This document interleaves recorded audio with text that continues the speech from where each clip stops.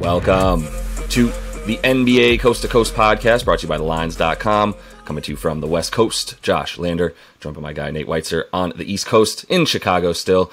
And we are looking at Monday here, the day after Christmas. Hope you all had a great Sunday watching those 5 games. Some pretty fun action. We've got 7 games on the slate tonight, so we are going to be taking a look at a couple game videos and our player props as always, so make sure to like and subscribe to that page. In this one, we're talking about a pretty fun matchup in the Eastern Conference there. Cleveland playing host to the surging Brooklyn Nets. Take a look at that one. Also want you to head to thelines.com. That's where we have our great content for you guys all season long, and our odds finder tool that Nate and I are using every day to make sure you're shopping the best lines available across those U.S. sports books, getting you guys the best juice out there. Nate, let's go ahead and jump into the 7-game slate and then talk Cavs Nets. Yeah, it starts off with Clippers at the Pistons, and while the Clippers are well rested, always beware, it's a front end of a back-to-back for the Clips, so they're -6 at Detroit, but you never know who's going to play.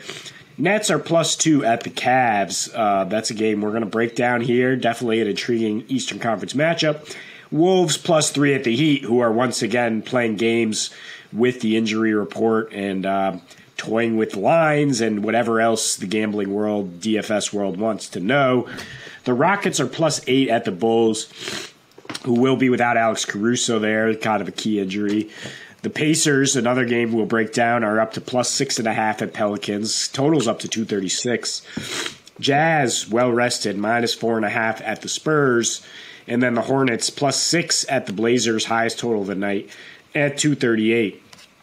We started talking about this Cavs-Nets game on the Christmas slate, which, by the way, just went over at a ridiculous rate. Apparently no defense played on the holidays, gift-wrapping layups. And we were thinking, Cavs are tough to beat when they're at home and they're full strength. So that's how we were approaching this game. Cavs tough to beat at home. So that's how we were approaching this game.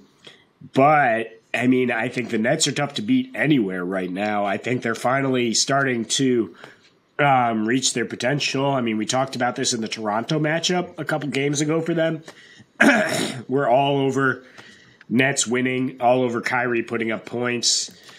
In this matchup, I think it might be a little bit more about Kevin Durant, but look, it's both of them. It's a pick your poison situation where in their last 4 road games, KD averaging 34, Kyrie averaging about 29, both guys with an offensive rating over 120, Nets with a 122 offensive rating.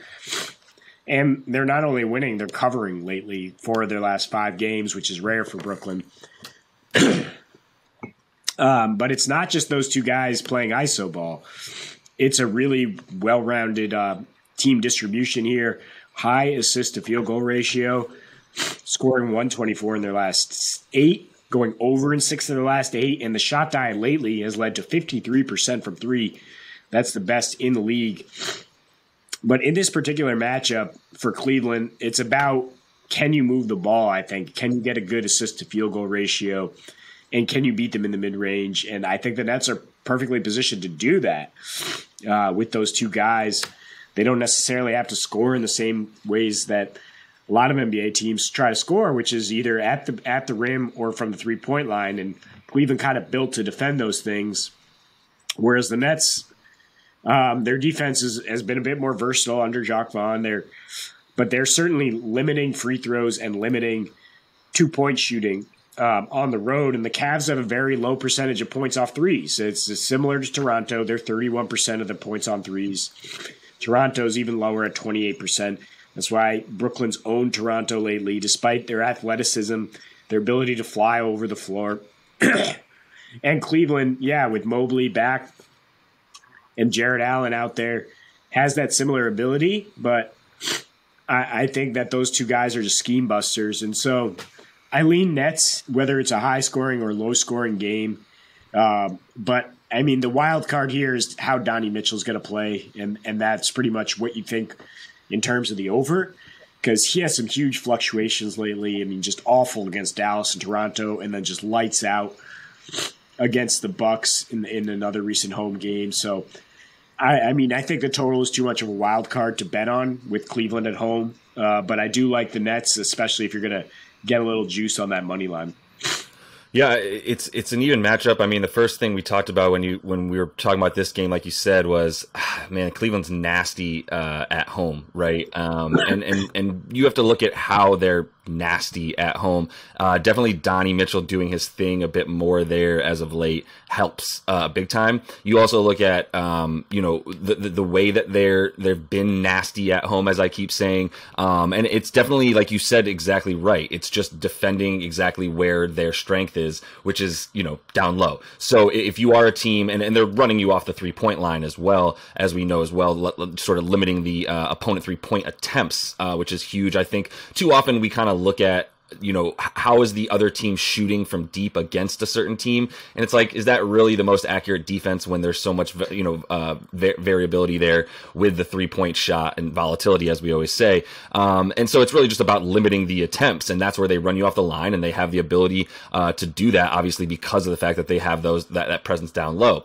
But then you look at exactly where Brooklyn is scoring from, and not to be, no confusion there. They've got Kyrie and KD, two of the best mid-range guys in the game, and that's going to be what it is. Probably two of the best five, if we're being honest, if not three. So if that's going to be where they're going to continue to get the largest percentage of their points from, then that's exactly how you need to beat Cleveland in this instance, in my opinion. Then you look at the defensive end for Brooklyn, as you were talking about as well, and yeah, the defense on the road has been a little bit less than, right? But it's really more about what are your two guys doing? Where are they scoring from? And is that dictating the pace and the flow of the game? And that's why their half-court offense compared to transition is just as good. It's top 5 in the league in terms of Brooklyn, and that's what you need to be able to do to score against Cleveland. That's going to get back, limit fast break points, limit transition points, but that's fine. That's not really going to be the MO here for Brooklyn tonight. I do think it's sort of an opportunity to get Ben Simmons going as well. If you look at sort of the games that he's played well in, and gotten, and we'll talk about this in player props, but gotten the props that and rebounds and assists that he needs to get, it's definitely in these choppier games. It's in games such as this one where they are going to be playing at a bit of a slower pace, and I think you can see Ben sort of get, really sort of own the boards as much as he can. Obviously not own them against this team, but that's essentially what has been helping them score on offense outside of these made shots, is their offensive rebounding as well. Insert Ben Simmons in that sense. Obviously, it's going to be a little bit more limited, so I'm not loving the idea of points. I think Brooklyn's down to play at that style of play that Cleveland is. 221, pretty low for a Brooklyn game, but maybe right on for a Cleveland at-home game. And I do think that Brooklyn's shown the ability to play that level of pace. They've got, in their last 10 games I was just looking at, they've got the same amount of games playing at a pace of over 99 and under 99. So really, they're like I said, they're down to do to clown however you guys really want to. So I just think that this is an opportunity for them to continue to sort of show their dominance in the East. They've been just absolutely destroying the Eastern Conference during this win streak, winning 7 of their last 8 against the Eastern Conference as well. Their last loss came to the Seas back on December 4th, when I think we were all still a little bit more happy with what the Seas were showing there. But this is another game for them to get up for, and I think it's an opportunity to get them at a really small spread there as a dog. Yeah, it's kind of the same thing we're seeing with the Sixers, right? It's just thrown aside as a super disappointing team after 8 games, 10 games, whatever. And now they're just handling business, and the Sixers on Christmas available at -2 against a Knicks team that's, an upstart. I mean, the Cavs are a little more legit than your Knicks, I will say. But look, they're just starting to round into form as actual championship contenders, because it's a long season, and that's what we expect the Nets to be.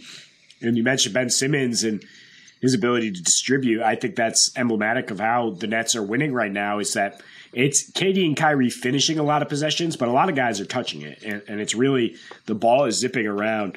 And that's how you beat a good defense like Cleveland. And they've scored a lot on some pretty good defenses lately, including beating Toronto twice. And Toronto, by the way, just beat Cleveland at home, holding Garland and Mitchell to some really, really poor numbers, while their big guys, OG, Scotty, and Siakam, all went for 25 plus. So, I mean, the big stars on the other team are capable of getting theirs against Cleveland. I don't really worry about the Nets offense as much down the stretches. I really would worry about the Cavs offense if Donnie Mitchell is not cooking. And for what it's worth, he has really good numbers against Brooklyn his last 4 when he was with the Jazz. But I don't trust him as much in kind of the solo spot, or I don't trust Garland as much as his 1B option versus Kyrie and KD, who I think are finally able to fly under the radar a little bit. They're no longer in the headlines for every negative thing, and they're starting to just play ball and be the dynamic duo that we imagined before they were suddenly joined by James Harden, and this whole thing kind of unraveled. But the two of them together, they love playing with each other, and they're just absolute scheme breakers, and that's what you need to do against a good defense. No, fully concur, and that's how they've been winning as well. So not much more to add there. That is all the time we have for you guys in this one. Make sure to like and subscribe to that page. Continue to follow along. Coming back at you with another game video and our player props each and every weekday. So until we see you next, happy betting.